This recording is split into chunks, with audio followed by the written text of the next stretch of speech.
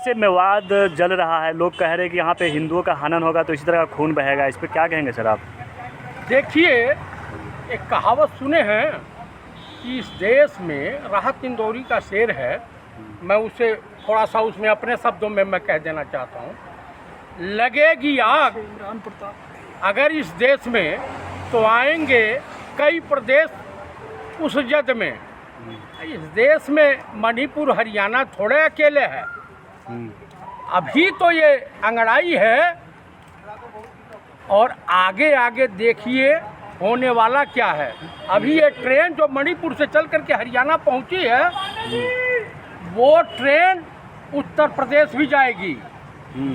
उसके बाद जो है ये ट्रेन बिहार भी जाएगी। यानी पूरे देश को चलाने का ठेका आने वाले लोकसभा चुनाव से पहले जो सतपाल मलिक जी ने कहा है, वही उसी टाइप की घटना घटने वाली है। तो कौन लोग हैं जो देश को जला रहे हैं? आरएसएस और बीजेपी।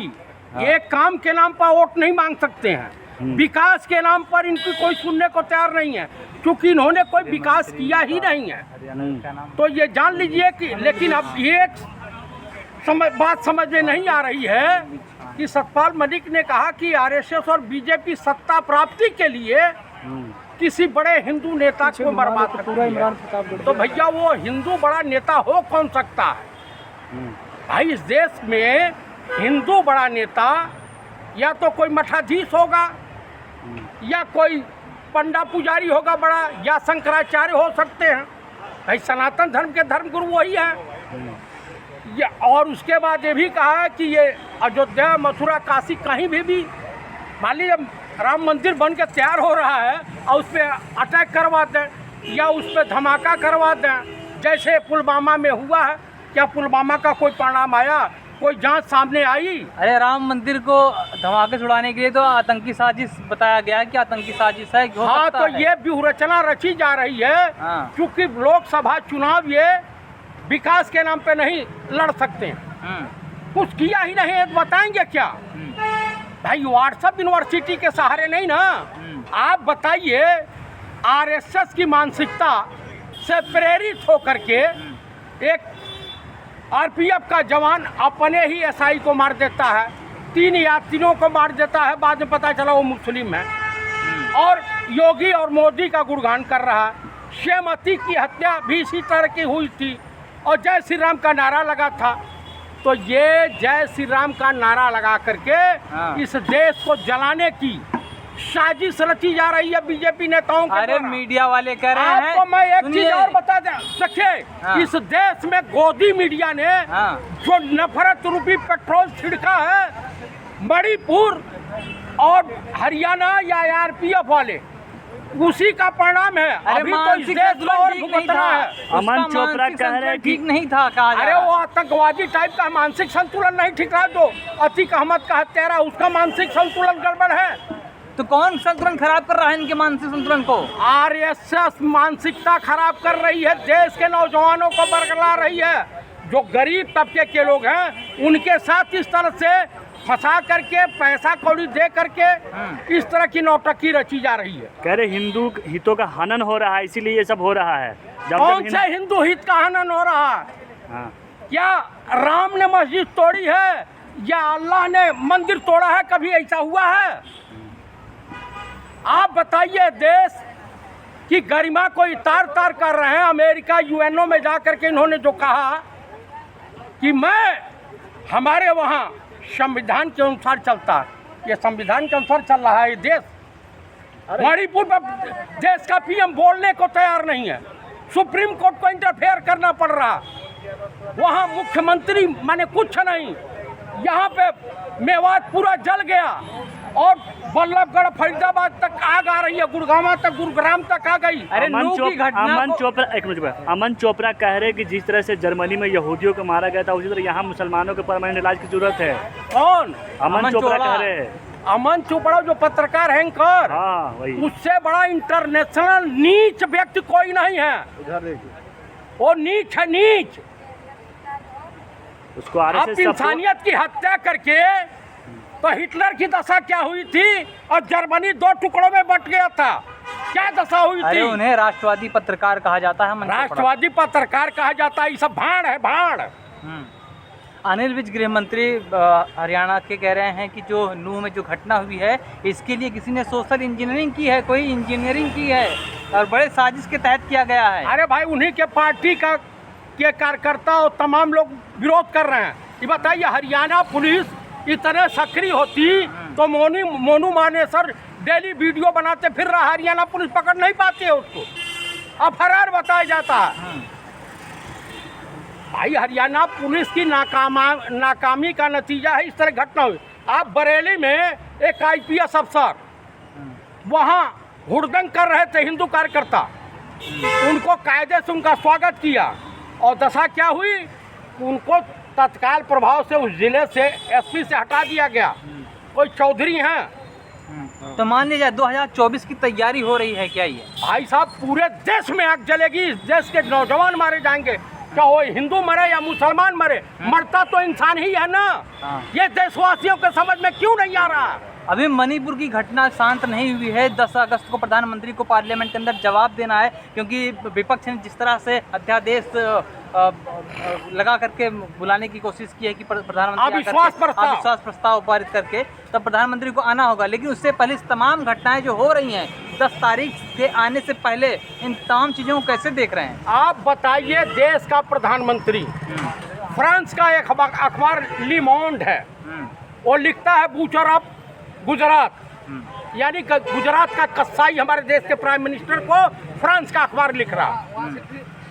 मैं ये नहीं कह रहा हूँ, तो हमारे देश के प्रधानमंत्री का अपमान नहीं हो रहा, देश का अपमान नहीं हो रहा है।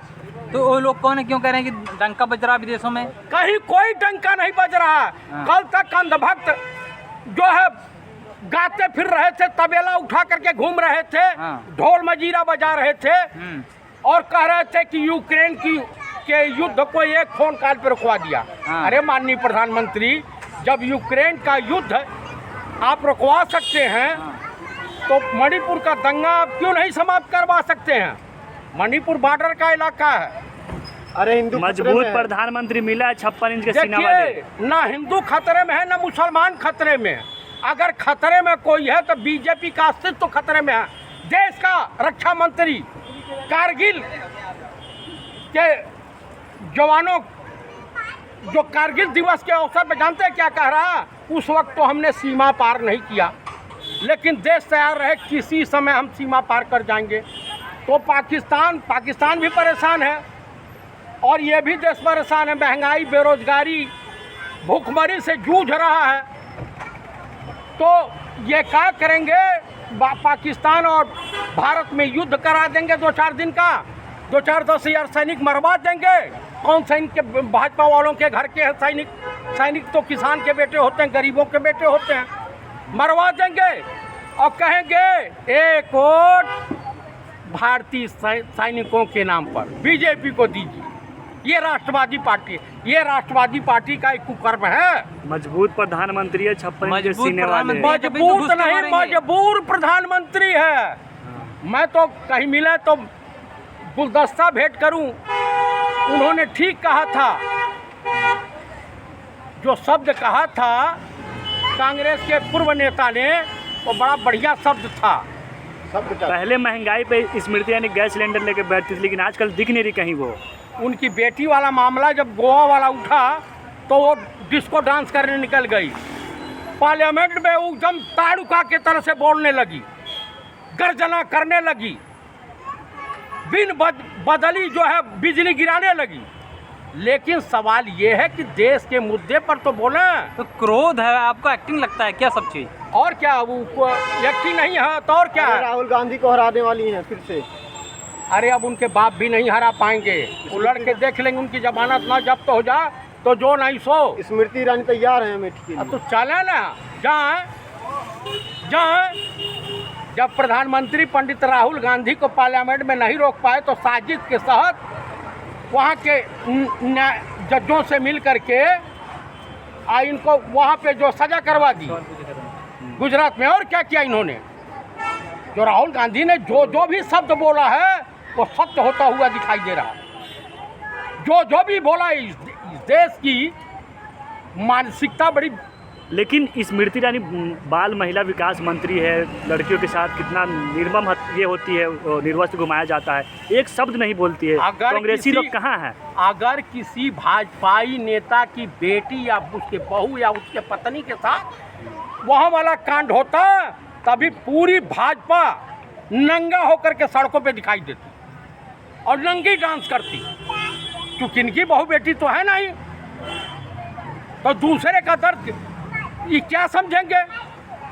देखिए, मैं आप लोगों के चैनल के मार्फत देशवासियों से अपील करता हूं, हाथ जोड़ करके प्रार्थना करता हूं कि देशवासियों आपसी भाईचारा गंगा जमुनी तहजीब को बनाए रखें और देश की स्थिति भाजपा की सरकार में नरेंद्र दामोदर दास मोदी और उर्फ राजा बाबू की सरकार में देश धरातल में जा रहा है। देश की अर्थव्यवस्था खराब हो गई है और देश में कोई ये हिंदू मुसलमान का दंगे करा करके फिर सहानुभूति का वोट लेना चाहते हैं। इनके पास और कोई विकास का बताने का नहीं है, इसलिए देशवासी सावधान रहें। भाई सतपाल मलिक साहब ने जो भी कुछ कहा है वो सत्य होता प्रतीत हो रहा। उन्होंने साफ शब्दों में कहा कि जब गुजरात में ये कुछ करवाए, भाई हरेन पांड्या की हत्या हुई, क्या हुआ परिणाम? संजीव भट्ट आज जेल में है, ईमानदार आदमी। तो आप बता दीजिए, जो वहाँ से यहाँ चल के गुजरात का विकास, अहमदाबाद में बरसात हुई या पूरा जो है घुटने पर पानी लग गया, पता चला लखनऊ में डीएम ने रेड अलर्ट कर दिया कि बरसात होगी तो सब लोग अब सावधान हो जाएं। चलो, तो मेरे कहने का इनका विकास इनके पास बताने को कुछ नहीं है। और मैं देशवासियों से कहूँगा कि आपसी भाईचारा को बरकरार रखें, प्रेम के साथ एक साथ रहें। ये सरकारें आती हैं और जाती हैं, जिस दिन देश के नागरिक और जनता अपने जनप्रतिनिधियों से सवाल करना शुरू कर देगी, उसी दिन देश विकास के रास्ते पर चलेगा। देश को तीसरी विश्व शक्ति बनाना है इकोनॉमी में, तो मोदी जी को लाना होगा। प्रधानमंत्री मोदी कह रहे हैं, इसे हम कर सकते हैं। अच्छा ही बताइए, कक्षा 4 क्लास पास आसाराम के शिष्य, आसाराम की दशा देख ही रहे हैं, आने वाले समय में इनकी भी वही दशा होगी। ये चीज करते हुए बाल और नोचते हुए घूमते दिखाई देंगे। ये सत्ता जो हटे जो पागल हो जाएंगे, मैं आपको बता रहा हूँ।